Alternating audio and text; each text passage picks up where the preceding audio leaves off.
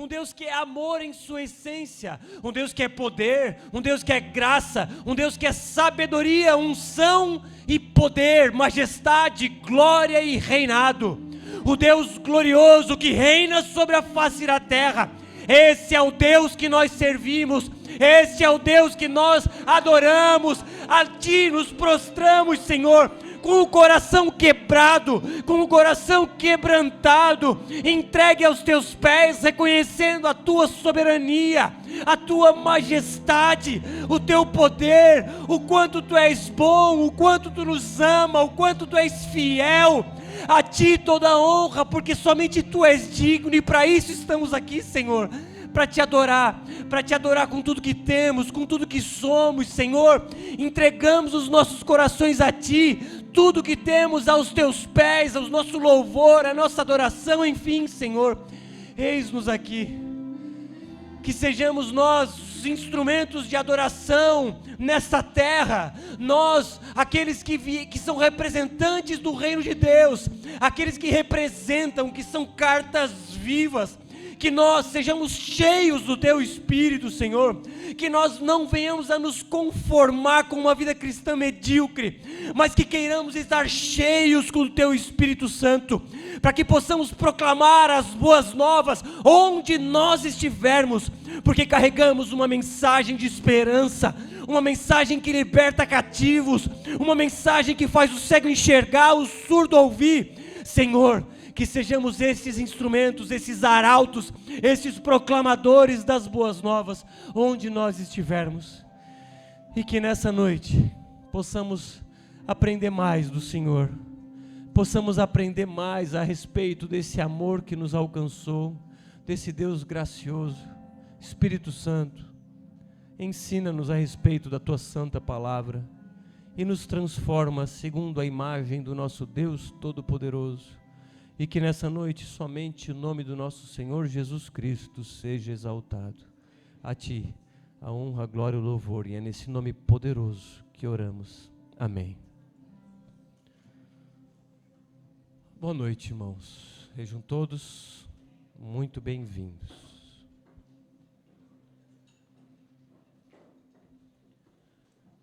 É com muita alegria que damos continuidade ao tempo de celebração, né? Estamos aqui para celebrar o que Deus tem feito.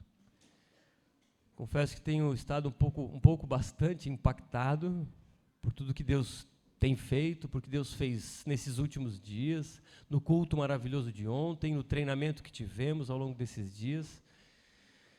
E, enfim, é impactado com tudo aquilo que Deus é, tudo aquilo que Deus tem feito. Só temos a agradecer, meus irmãos. Mas hoje, dando continuidade na nossa série de ministrações na Carta aos Gálatas, essa série chamada A Justiça de Jesus, hoje vamos falar do seguinte tema: foi para a liberdade que Cristo nos libertou. Esse é o tema de hoje. Foi para a liberdade que Cristo nos libertou. Estou me referindo a Gálatas capítulo 5, verso 1. Primeiro capítulo, na primeira ministração, falamos de Gálatas capítulo 1, quando falamos sobre a religiosidade, sobre o quanto a religiosidade é avessa ao cristianismo, e o quanto não há de relação entre um e outro. Na segunda ministração, falamos sobre a hipocrisia.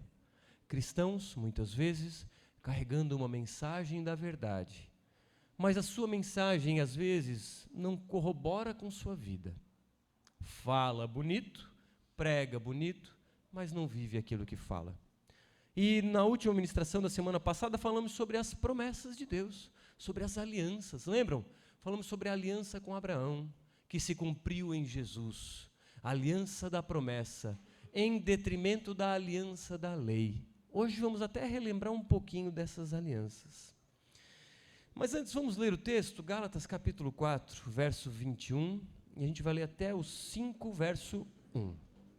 Diz assim: Dizei-me vós, os que quereis estar sob a lei, acaso não ouvis a lei? Pois está escrito que Abraão teve 2 filhos, um da mulher escrava e outro da livre. Mas o da escrava nasceu segundo a carne, e o da livre mediante a promessa. Estas coisas são alegóricas, porque estas mulheres são duas alianças. Uma, na verdade, se refere ao Monte Sinai, que gera para a escravidão. Esta é Agar. Ora, Agar é o Monte Sinai, na Arábia, e corresponde a Jerusalém atual, que está em escravidão com seus filhos. Mas a Jerusalém lá de cima é livre, a qual é nossa mãe. Porque está escrito: alegra-te, ó estéril, que não dás à luz, exulta e clama, tu que não estás de parto, porque são mais numerosos os filhos da abandonada que os da que tem marido. Vós, porém, irmãos, sois filhos da promessa, como Isaque. Como, porém, outrora o que nascera segundo a carne perseguia ao que nasceu segundo o Espírito, assim também agora. Contudo, que diz a Escritura? Lança fora a escrava e seu filho, porque de modo algum o filho da escrava será herdeiro com o filho da livre. E assim, irmãos, somos filhos não da escrava, e sim da livre. Para a liberdade foi que Cristo nos libertou. Permaneceis, pois, firmes, e não vos submetais de novo a um jugo de escravidão. Estamos falando sobre liberdade, irmãos. O mundo quer ser livre. As pessoas lá fora anseiam pela liberdade. Mas que liberdade é essa? As pessoas lá fora querem, sabe o quê? Fazer o que querem, do jeito que querem, a hora que querem, sem que ninguém fale que elas estão erradas. O mundo lá fora, e pior, muita gente dentro da igreja também. Eu faço o que eu quero, a hora que eu quero, do jeito que eu quero, e tu não tem nada a ver com a minha vida. A minha vida tomo conta eu. Deus, não quero nem saber da lei de Deus. Estas pessoas que buscam essa suposta liberdade, não percebem que são escravas. Olha só, um cara que diz: eu vivo para fazer a minha vontade, eu não conseguiria viver se não fosse nesta liberdade, eu não conseguiria viver se não fosse para reproduzir os meus desejos, os meus sonhos e aquilo que eu quero fazer.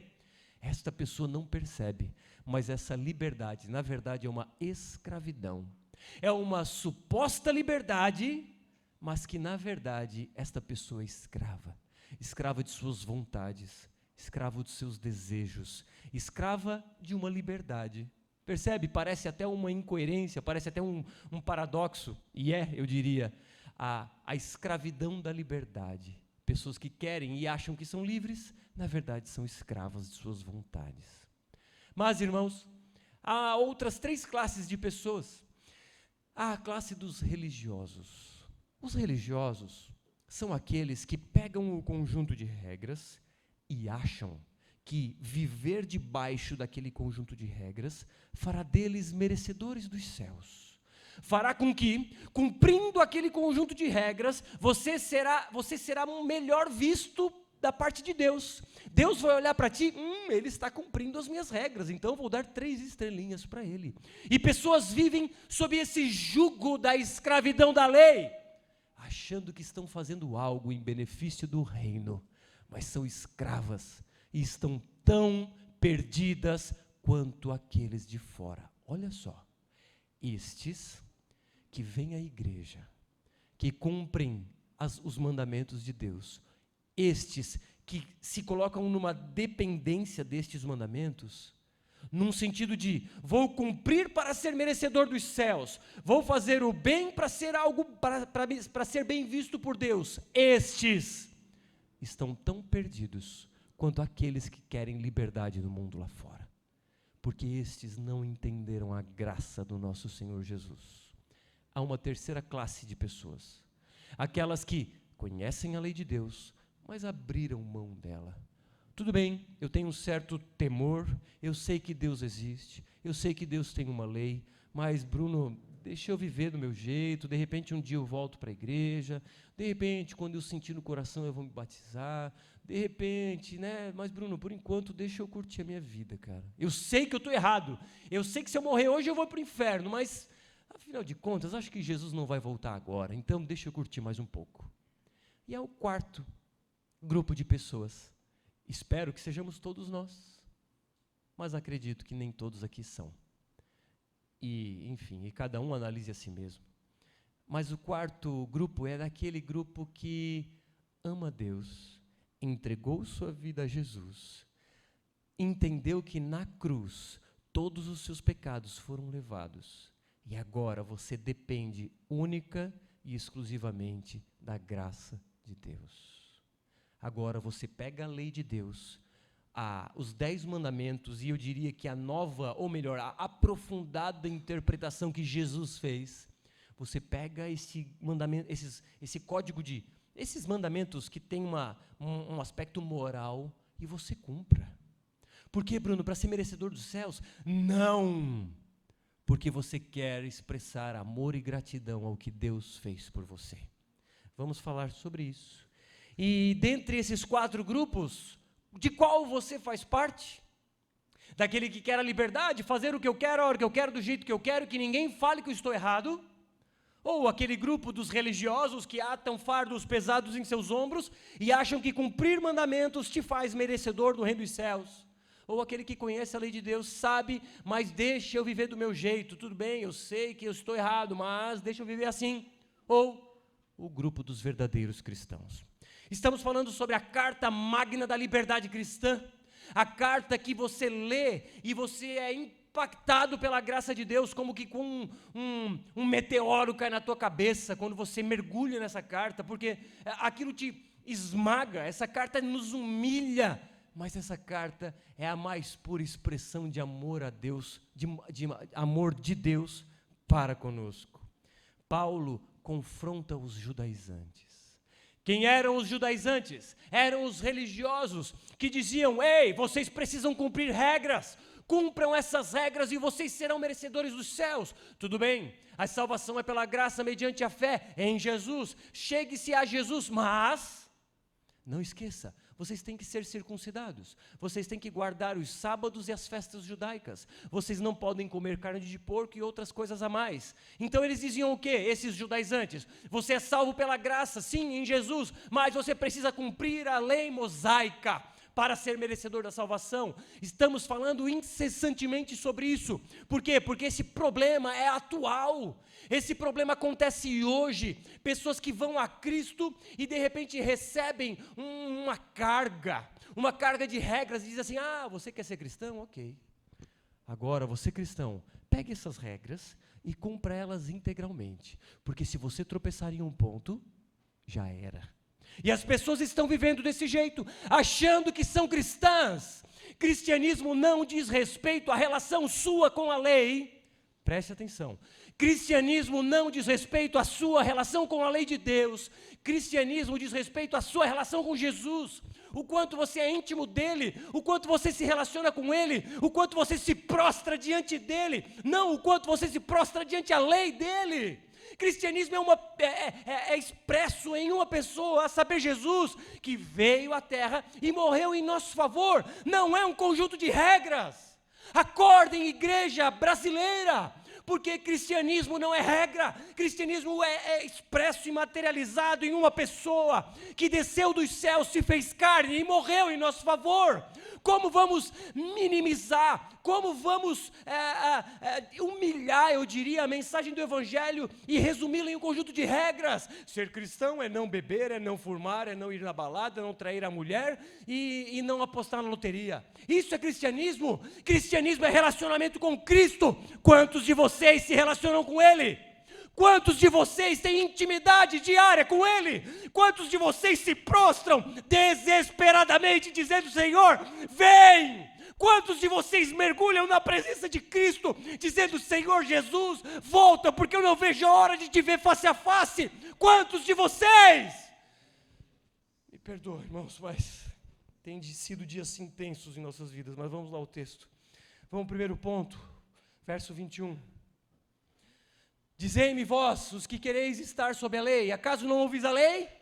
Ele diz o quê? Vocês que querem estar sob a lei. Ele está dizendo para quem? Vocês que querem colocar esses fardos nas costas de vocês. Vocês que pegam essas regras, colocam no bolso, eu vou viver porque eu tenho que ser santo, porque eu tenho que me santificar, porque eu tenho que fazer tudo direitinho, senão eu não posso nem ir no culto, senão eu não posso cantar, senão eu não posso pregar, eu tenho que fazer tudo conforme a lei manda. É para esses que ele diz, vocês não conhecem a lei. Você que quer colocar um fardo pesado em suas próprias costas, você não conhece a lei, eu acho, né? Eu vou explicar para vocês o que é a lei, Paulo dizendo, né? E eu vou tentar aqui reproduzir o que ele disse. Mas olha só, estar sob a lei é muito diferente de ser obediente à lei. São coisas diferentes. Você pode estar sob a lei, ou melhor, estar sob a lei significa ser dependente dela, viver sobre ela. Agora, ser obediente à lei é outra coisa. Ser obediente à lei é obedecê-la por amor. É se relacionar com Jesus e dizer, Senhor Jesus, eu te amo. Agora eu vou te obedecer porque eu te amo. Então, estar debaixo da lei, ele diz, vocês não conhecem a lei? E eu vou ler aqui Gálatas 3:10, né, versos anteriores, diz assim, pois todos os que são das obras da lei estão debaixo de maldição. Você sabia que você será amaldiçoado eternamente, ou melhor, penará a eternidade, sofrerá na eternidade, se você acha que você tem algum mérito diante de Deus? Você sabia que se a sua relação com a lei de Deus for uma relação meritória, Paulo está dizendo, vocês estão ficando loucos, né? Só pode. Porque vocês começaram pelo Espírito, agora querem se aperfeiçoar pela carne? Paulo também fala em Gálatas 3. E olha só, por que é loucura estar debaixo dessa maldição? Deuteronômio 27:26 diz, maldito aquele que não confirmar as palavras desta lei, não as cumprindo. Por quê? Porque se você viver debaixo da lei, se você descumprir um ponto, você é condenado. Se você é um destes que vive sob a lei, os que quereis estar sob a lei, se você descumprir um ponto, inferno. Agora eu pergunto, você é perfeito? Eu estou longe de ser perfeito. Longe. Hoje eu perdi a conta de quantos pecados eu cometi. Sou muito imperfeito. Agora, se eu sou imperfeito, se eu cometer um pecado, já é suficiente para eu ir para o inferno, desde que eu viva sob a lei. Mas eu não vivo sob a lei. Eu vivo sob o controle de Cristo. Eu me submeti a Ele, não por mérito, mas por pura graça, porque Ele me chacoalhou, Ele me acordou quando eu estava morto. Eu era um desses mortos, vagando pela face da terra. Eu era um moribundo, achando que era feliz. Ou melhor, eu sabia que eu não era feliz, lá no fundo eu sabia. Mas eu procurava felicidade. Quantos de vocês têm procurado a felicidade? No surf, no futebol, na balada, no sexo e em tantas outras coisas, muitas delas lícitas. Mas nada disso te fará preenchido, nada disso te satisfará, nem surf, nem futebol, nem esposa, nem marido, nem filho, nem viagem, nada disso satisfaz plenamente, porque só Jesus nos satisfaz. Agora não adianta buscar em outros lugares que não Jesus, e não adianta viver debaixo da lei, ou melhor, na dependência da lei, porque o inferno está garantido para estas pessoas. Porque viver sob a lei é impossível a perfeição. É louco quem ata esses fardos pesados para si, é louco porque não vai conseguir. E a igreja, o pior, é quando ela muitas vezes coloca esses fardos pesados. Aí você vem, eu digo, que bom, você quer ser cristão? Você quer andar nessa igreja? Que bom. Agora, você pega essas regras e comece a viver, tá? A partir de hoje, você não pode mais beber, você não pode mais fumar, você não pode isso, não pode aquilo, agora você faz assim, assado, tá bom? Isso é cristianismo, tá? Vida cristã é assim, é seguir regra. Tá bom, obrigado, pastor, obrigado. Aí ele vem, primeiro mês ele consegue, segundo mês ele consegue, terceiro, quarto, quinto, sexto, no sétimo vai ficando pesado. Nossa, ser cristão é muito difícil. Mas é a porta estreita, irmão, vamos lá, segue. Mas é muito difícil. Não, isso é demônio, vamos expulsar. E segue, e ele não consegue até o próximo verão. Próximo verão é escape na certa. Ele não aguenta mais, ele vê as mídias sociais, os amigos indo para a balada, e o dedo coça, e ele vai, não, eu preciso ir para a igreja, eu preciso orar na igreja, não, mas meus amigos, não, eu vou evangelizar eles na balada. Vai evangelizar eles na balada. Enfim, irmãos, o que isso significa? A igreja, muitas vezes, tenta gerar uma transformação de fora para dentro.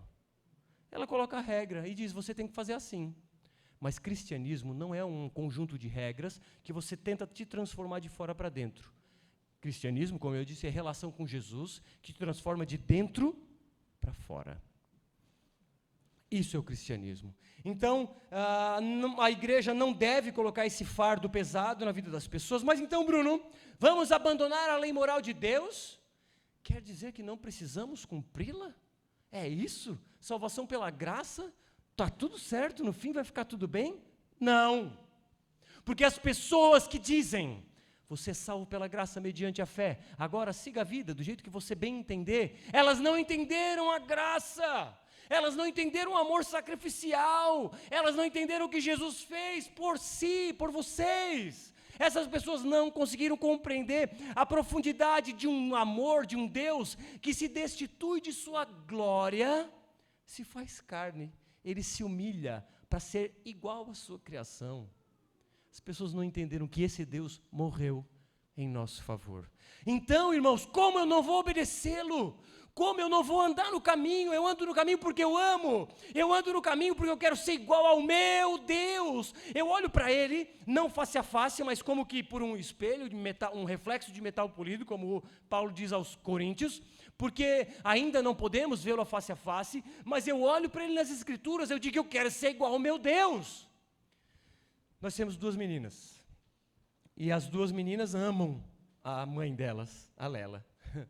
E elas amam tanto, e a Lela chega, a garagem abre, mamãe, mamãe, mamãe, e elas vão correndo, abraçar a Lela, e contar as coisas e tudo mais e tal. E esse amor, ele é genuíno, é um amor que elas prezam muito por relacionamento, por estar perto da mãe, elas querem a mãe para elas. E esse amor é tão genuíno que não há necessidade, muitas vezes, de regras escritas, sobretudo para expressar amor. Irmãos, não há uma regra lá em casa de, regra número 1, toda vez que a mamãe chegar em casa, vocês devem correr lá aos braços dela e dar um beijo e um abraço. Não há essa regra. Elas fazem porque elas amam. E mais, elas amam tanto que o desejo delas é ser igual à mãe. Sapato da mãe, roupa da mãe, maquiagem da mãe, quer dizer, agora elas já têm as maquiagens delas, né? Mas enfim, o desejo delas é ser igual à mãe, por quê? Porque elas amam. Este deve ser o nosso desejo, porque a lei moral é uma expressão do caráter de Deus. A lei moral contida nos 10 mandamentos, e eu diria que amplificada no Novo Testamento, é uma expressão do caráter de Deus, de Cristo. E se eu o amo, se eu me relaciono com Ele, como eu não vou me tornar parecido com Ele? Eu quero ser igual a Jesus. Eu vou buscar, porque Ele é o meu alvo. Eu vou buscar incessantemente me parecer com Ele. É claro que eu não vou conseguir. É claro que eu não sou perfeito, longe disso. Mas esse é o meu alvo, esse é o meu foco. Ser igual ao eu Jesus, que eu amo tanto. E agora, quando as pessoas lá fora nos veem, é uma forma da gente expressar de quem, ou melhor, de onde somos cidadãos. Somos cidadãos do reino dos céus. Vamos aos argumentos históricos de Paulo aos Gálatas, versos 22 e 23. Pois está escrito que Abraão teve 2 filhos, um da mulher escrava e outro da livre. Mas o da escrava nasceu segundo a carne, o da livre mediante a promessa. Vamos à história. Abraão, lembra, eu falei semana passada, Deus escolheu Abraão e disse, Abraão, sai da tua terra, larga a tua parentela, e eu vou te mostrar uma terra prometida, e lá tu vais ser pai de nações. Nações serão abençoadas por meio da tua figura, Abraão. Abraão sai, Abraão obedece, chega enfim à terra prometida. Mas o tempo passa. Passa aí mais de 10 anos e nada de filho. E Abraão pensa, como a promessa de Deus vai se cumprir na minha vida, se eu já sou velho? Abraão com 80 e poucos anos, Sara também velha, Sara, sua esposa, porém estéril. Irmãos, vamos cair na real. Não vai acontecer nada. Certo? Eles conversando, Deus, Abraão, nosso Deus, eu acho que viajou dessa vez. Não vai acontecer nada, tu é velho, eu sou estéril. Não tem fertilização in vitro, não tem técnicas modernas há 3.000 anos atrás. O que aconteceria? Nada. Mas, bom, então diante dessa perspectiva negativa a respeito das promessas de Deus, parece que a promessa de Deus dessa vez não vai se cumprir, Abraão. Vamos dar um jeito? Tive uma ideia, Abraão. Eu tenho uma escrava chamada Agar. Você pode ter um filho com ela. Irmãos, isso era comum naquela época. Não que a Bíblia autorizasse, mas era comum naquele tempo, de o homem ter um filho com a escrava. E assim foi. Abraão gostou da ideia. Abraão faz um filho em Agar, e nasce então Ismael, o filho da carne. Abraão não aguentou esperar a promessa. Provavelmente ele duvidou que a promessa se cumpriria, então ele deu um jeito. Eu vou dar um jeito em fazer a promessa de Deus se cumprir, afinal de contas eu sou responsável, não sou? Vou fazer. Fez o filho.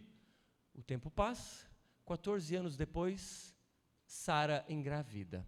Com 99 anos de idade, Abraão, e Sara com 90, ela velha e estéril, ela engravida.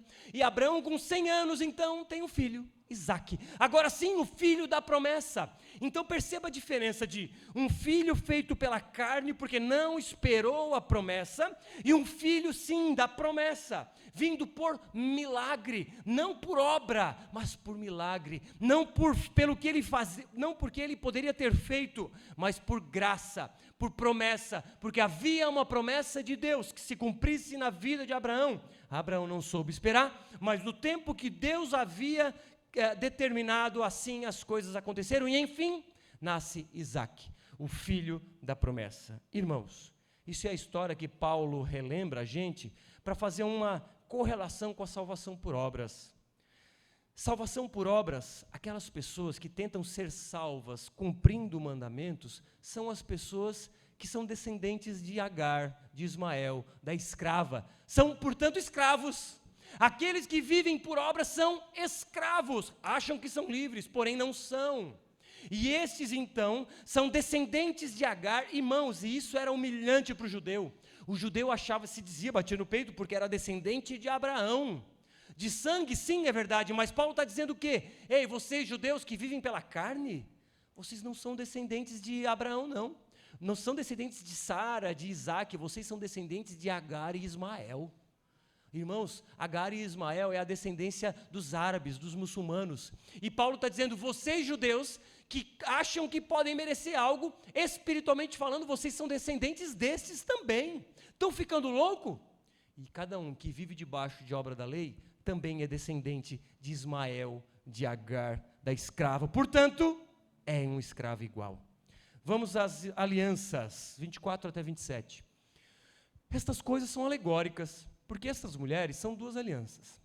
Uma, na verdade, se refere ao Monte Sinai, que gera para a escravidão. Esta é Agar. Ora, Agar é o Monte Sinai, na Arábia, e corresponde a Jerusalém atual, que está em escravidão com seus filhos. Mas a Jerusalém lá de cima é livre, a qual é nossa mãe. Porque está escrito, alegra-te, ó estéril, não dás à luz, exulta e clama, tu que não estás de parto, porque são mais numerosos os filhos da abandonada que os da que tem marido. Bom, primeiro ponto, vamos fazer um parênteses a respeito, coloca no verso 24. Estas coisas são alegóricas, o que isso significa? Ah, Bruno, está aí, ó. Posso fazer a bendita ou maldita interpretação alegórica. O que é isso? Algumas pessoas, influenciadas por algumas escolas de interpretação, começando lá pela escola de Alexandria, séculos atrás, começaram a ler a Bíblia e procurar significados ocultos. Começaram a ler e dizer, não, peraí, Paulo ficou cego. Não. Tudo bem, ele ficou cego, mas tem um significado a mais. Isso quer dizer, Paulo ficou cego, quer dizer isso, aquilo e aquilo outro. Pessoas buscando, então, significados obscuros, ocultos. Qual é o problema disso? O problema disso é que isso não é bíblico. A Bíblia não nos orienta a fazer isso, não há mínima possibilidade de darmos significados a mais do que aquele que salta aos nossos olhos. Não há mínima possibilidade de viajar segundo a sua mente criativa. A mente criativa, ela não tem limites. Se você se deixar levar pela criatividade, você vai alcançar um mistério profundo. Mistérios, não há mistérios na palavra de Deus. Deus foi muito claro, franco, objetivo e direto. A palavra dele é aquilo que a gente lê e entende, basta saber ler.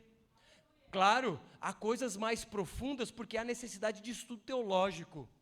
Mas o essencial a respeito da salvação pela graça é muito óbvio. Por isso que Lutero traduziu a Bíblia para o alemão popular, para que muita gente pudesse ter acesso a esse entendimento que hoje nós temos. Mas, irmãos, essa perspectiva de que somente super espirituais podem ter as revelações dos céus, que vocês meros mortais não têm, porque eu já alcancei um nível a mais de vocês. Eu tenho intimidade com Deus, afinal de contas eu oro 4, 5, 6 horas por dia, e eu alcancei o oculto que vocês não alcançam.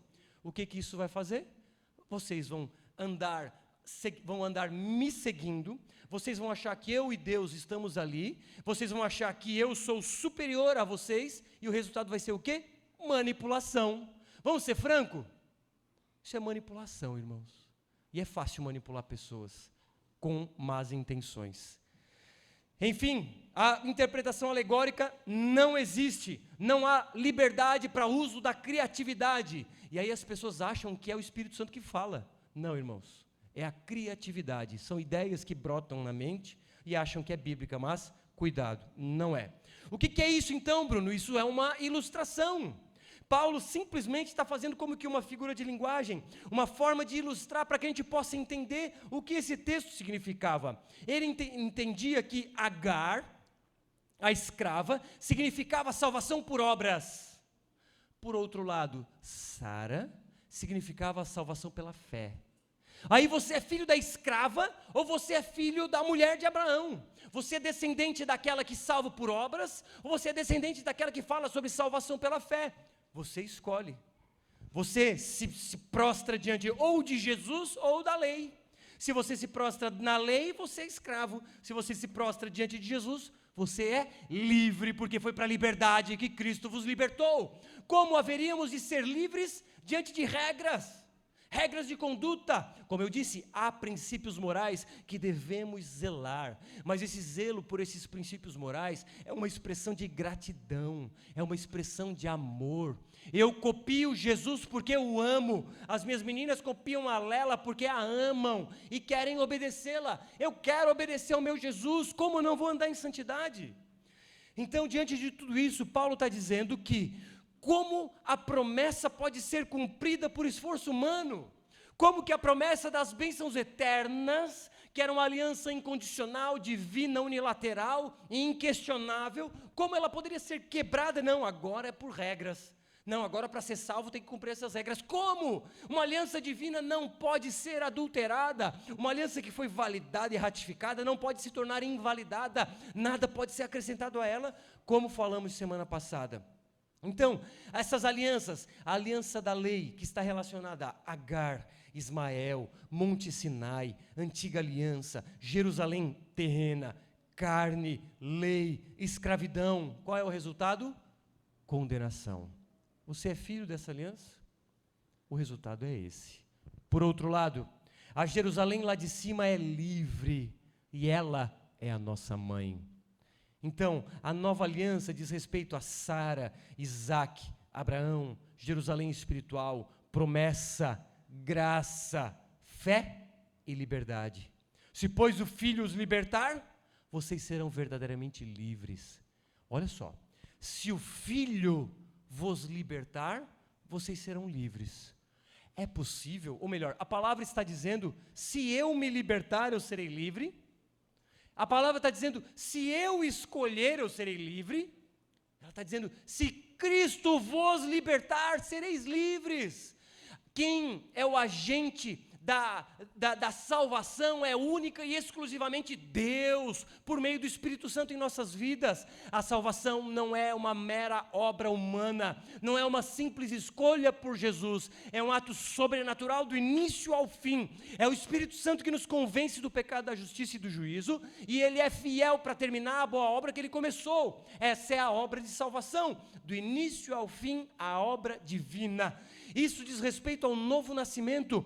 Nós nascemos de novo. Como? Nascemos do Espírito, não da carne. Nascemos do Espírito. Aqueles que foram impactados pelo poder do Espírito Santo nasceram de novo, como eu no passado nasci e como grande parte de vocês também nasceu. Verso 27. Porque está escrito: alegra-te, ó estéril, que não dás à luz, exulta e clama, tu que não estás de parto, porque são mais numerosos os filhos da abandonada que os da que tem marido. Olha só, aqui é uma referência a Isaías, a um profeta que escreveu um livro, e nessa profecia que ele está tratando aqui, fala da volta do povo judeu do cativeiro babilônico. O povo estava escravo lá na Babilônia, o povo judeu praticamente dizimado, poucos sobraram. Já não havia esperança para esse povo, o povo judeu não tinha esperança, e agora o que faremos? Certamente a nação hebraica seria completamente dizimada, não havia esperança para esse povo. E aqui Paulo rememora Isaías dizendo: não, alegra-te, ó estéril, que não dás à luz, exulta e clama, tu que não estás de parto, porque são mais numerosos os filhos da abandonada que os da que tem marido. Está dizendo o quê? Jerusalém, judeus, vamos exultar, porque ainda farei grandes coisas por meio de vós. Vocês não têm esperança, vocês estão perdidos aparentemente, mas eu farei grandes coisas por meio de vós. Irmãos, da mesma forma que Deus com Sara, tu és velha, tu és estéril, mas Sara, eu farei grandes coisas por meio de vós. Percebe a diferença entre uma jovem fértil, Agar, e uma velha infértil, Sara? E Deus diz: não, é pela velha que eu vou fazer a descendência nascer, é por essa mulher estéril, por aquela que ninguém dá nada. Sabe, irmãos, quando não há esperança a olhos humanos, é ali que Deus trabalha com nós improváveis. Deus não trabalha com religiosos, Deus não trabalha com aqueles que pensam que são, Deus trabalha com aqueles que sabem que nada são. Deus trabalha com aqueles que não têm esperança em si. Bruno, quer dizer que Deus tem que ser bonzinho para ser salvo, é verdade? Não procure ser bonzinho, procure se entregar a Cristo, porque Deus salva aqueles que se humilham. A palavra diz que Deus dá graça a quem é humilde, mas resiste a quem é soberbo. Deus derrama a graça àquele que se humilha e diz: Senhor, tem misericórdia de mim. Mas Deus resiste àquele que bate no peito e diz: obrigado, Senhor, porque eu sou tão bom. Obrigado, porque eu dou o dízimo, porque eu vou no culto, eu entrego cesta básica. Senhor, eu sou tão bom. Obrigado. Deus não dá graça para esse. Deus dá graça para aquele que bate no peito, sequer tem coragem de levantar os olhos aos céus e diz: Senhor, tem misericórdia de mim, porque sou pobre pecador. 1 Coríntios diz assim: pelo contrário, Deus escolheu as coisas loucas do mundo para envergonhar os sábios, e escolheu as coisas fracas do mundo para envergonhar as fortes. Deus escolheu as coisas humildes do mundo, e as desprezadas, e aquelas que não são, para reduzir a nada as que são, a fim de que ninguém se glorie na presença de Deus. Deus escolhe os improváveis, por quê? Para que ninguém se glorie. Eu sei quem eu sou, eu sei quem eu era, e não há a mínima possibilidade de eu me orgulhar do que aconteceu, porque é pura graça de Deus. Ninguém pode se orgulhar daquilo que Deus faz. Quarto e último ponto, implicações pessoais desse texto, verso 28 até o 5:1. Vós, porém, irmãos, sois filhos da promessa como Isaque. Como, porém, outrora o que nascera segundo a carne perseguia o que nasceu segundo o Espírito, assim também agora. Contudo, o que diz a Escritura? Lança fora a escrava e seu filho, porque de modo algum o filho da escrava será herdeiro com o filho da livre. E assim, irmãos, somos filhos não da escrava, e sim da livre. E o próximo? 5:1. Para a liberdade foi que Cristo nos libertou. Vou repetir. Para a liberdade foi que Cristo nos libertou. Permaneceis, pois, firmes, e não vos submetais de novo a um jugo de escravidão. Esse trecho nos diz que os filhos da promessa seriam perseguidos pelos filhos da carne. Vemos aí as guerras entre judeus e árabes. Advém daí essas guerras. E a palavra então diz que os filhos da livre seriam perseguidos pelos filhos da escrava. Irmãos, os religiosos odeiam o evangelho da graça. Aquelas pessoas que vivem por mérito não suportam ouvir falar do evangelho da graça, porque eles querem ter mérito, eles querem ser merecedores de algo. Afinal de contas, fiz tanto para Deus, como que eu não tenho merecimento no céu? Como que não sou eu que conquisto? Afinal de contas, eu faço tanto pela igreja, eu me dedico tanto para o reino de Deus, eu mereço. Irmãos, não, nada que podemos fazer nos torna merecedores de algo. É o que Jesus fez que nos torna dignos. Não é o que nós fazemos, é o que Jesus fez. Agora, o que se faz? Se apropria disso. Senhor Jesus, tem misericórdia de mim. Me perdoa porque eu sou pecador. Derrama a tua graça no meu coração. Me constrange, me impacta, me transforma naquilo que eu preciso ainda ser transformado. E ele diz: fiquem firmes. Fiquem firmes, não permitam que um jugo de escravidão alcance vocês novamente. Ele disse isso aos Gálatas. Não deem ouvidos a esses caras que querem colocar leis nas suas costas. Não deem ouvidos a eles. E Paulo então, como que ecoando aos nossos dias: irmãos, mantenham-se firmes nas promessas de Deus. Mantenham-se firmes na graça de Deus. Ou seja, uma promessa graciosa, não meritória. Seremos salvos porque Ele assim quis, não porque merecemos. Portanto, te deposita aos pés de Cristo e diz: Senhor, entendi, sem ti eu nada posso fazer. É isso que precisamos entender, irmãos. E eu concluo, quero chamar o louvor aqui, inclusive.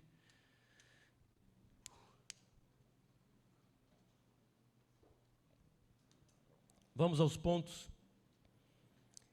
Diante de tudo isso, irmãos, você consegue fazer uma autoanálise e você consegue perceber se você é livre em Cristo, ou você é um escravo de suas vontades, um escravo dos seus desejos. Você consegue ainda perceber resquícios de escravidão? Ou você já é livre em Cristo? Falamos das duas alianças, a aliança da carne e a aliança do Espírito, a aliança da lei e a aliança da promessa. De qual aliança você faz parte? Você se entregou a Jesus de verdade e hoje é herdeiro das promessas do reino de Deus? Ou você se relaciona com Jesus por aquilo que Ele pode te dar nessa terra? Isso também não é cristianismo. Irmãos, não voltemos mais à escravidão da lei por mérito. Fomos nascidos pelo Espírito Santo. Foi uma obra divina em nossas vidas, que nos deu vida quando estávamos mortos. Portanto, a nossa salvação é pela graça, mediante a fé, e não por obras, para que ninguém se glorie.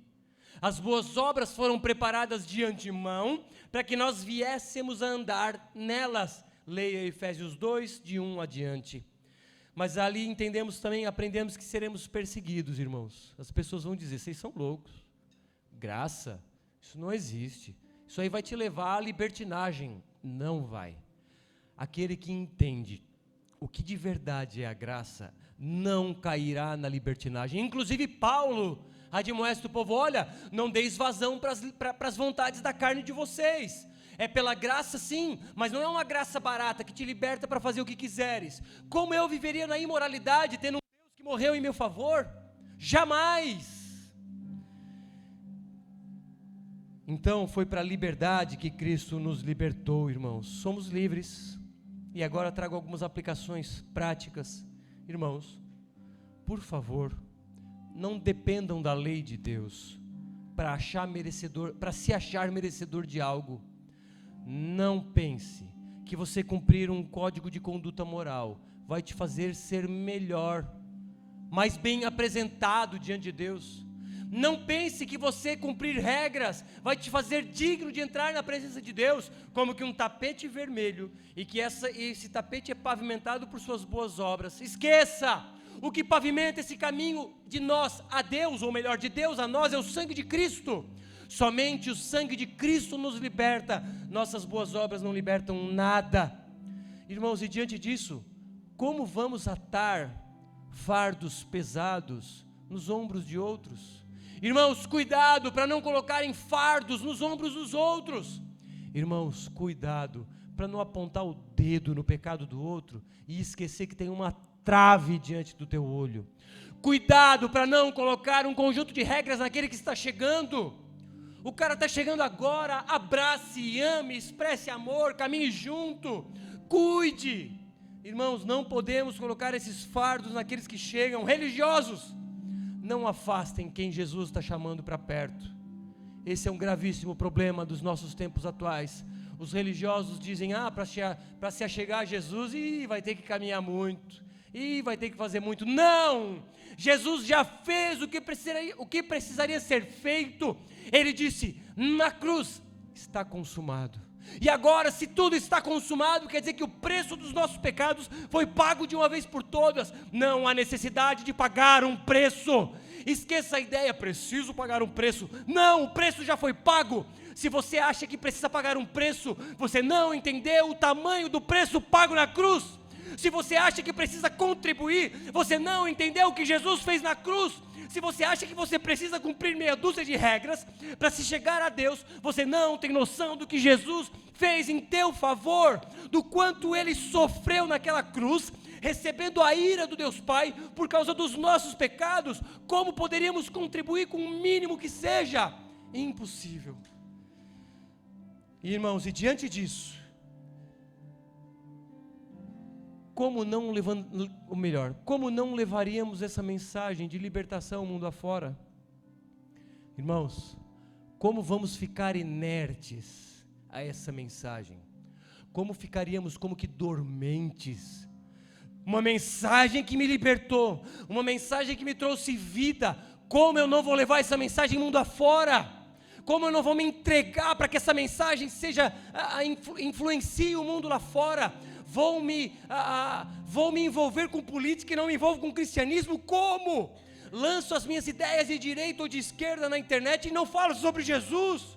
Como? Sou o proclamador do partido A ou do partido B e não sou um proclamador das boas novas? Isso não existe na vida de um cristão. Cristão deve carregar a bandeira não de partidos políticos, embora deva sim influenciar a política. Nós queremos muito que bons políticos cristãos estejam lá, mas se você não é candidato, se você não é um partidário, levante a bandeira de Jesus. Mas também, se você se envolve na política, não vá na bancada, na plenária pregar, mas faça a diferença naquele lugar. Leve Jesus por meio de boas práticas, por meio de boas ideias, por meio de projetos, por meio de execução que glorifica o nome de Jesus. Enfim, Jesus em todas as esferas de nossa sociedade, porque nascemos para isso, para fazer discípulos para Jesus, para influenciar o mundo, tudo para a glória de Deus. Vamos influenciar o mundo, irmãos? Nós temos uma mensagem poderosa, nós carregamos uma energia dentro de nós, por assim dizer, chamada Espírito Santo, que não é uma energia, me perdoe a heresia, é a pessoa de Deus habitando em nossos corações. O poder criador dos céus e da terra habita em meu coração, o poder que traz vida a quem está morto habita em nossos corações. Como não vamos levar essa mensagem mundo afora? Não se contenha com esta mensagem aqui dentro da igreja, leve mundo afora. Spurgeon disse, a religião muda rotinas, o evangelho muda pessoas. Você mudou a rotina ou você foi transformado de dentro para fora? Simplesmente mudou os seus hábitos, agora você não bebe, você não fuma, você não usa mais droga, não vai mais para a balada? Ou você foi impactado pelo poder do evangelho, você foi transformado de dentro para fora e hoje você é nova criatura? Ou você é uma velha criatura cheia de hábitos cristãos, ou você nasceu de novo, e isso brota dentro de ti, e tu falas sobre Jesus em todos os lugares. Afinal de contas, existe algo melhor do que Cristo? Não existe. Por quê? Foi para a liberdade que Cristo nos libertou. Vamos orar? Pode baixar suas cabeças. Senhor Jesus, perdoa a nossa apatia. Nós carregamos a mensagem que liberta presos e não estamos levando essa mensagem adiante. Nos perdoa, perdoa a mornidão espiritual, perdoa porque nós nos colocamos numa situação de uma zona de conforto e não saímos dela. Andamos entre nós, sim, e é maravilhoso, Senhor, mas pouco estamos fazendo pelo mundo lá fora, sendo que carregamos a mensagem de poder que liberta quem é escravo. Como não vamos levar essa mensagem ao mundo lá fora? Tem misericórdia de nós, Senhor, que o Teu Espírito Santo nos revigore, nos encha poderosamente para que tenhamos coragem, ousadia, intrepidez para falarmos a respeito das boas novas que trazem liberdade a cativo, para que possamos levar o Evangelho da graça mundo afora, e essa mensagem poderosa, essa mensagem que carrega poder intrínseco a ela, possa libertar outros. Eis-nos aqui, Senhor, por favor, usa-nos para a glória do Teu nome. Vamos adorar de pé.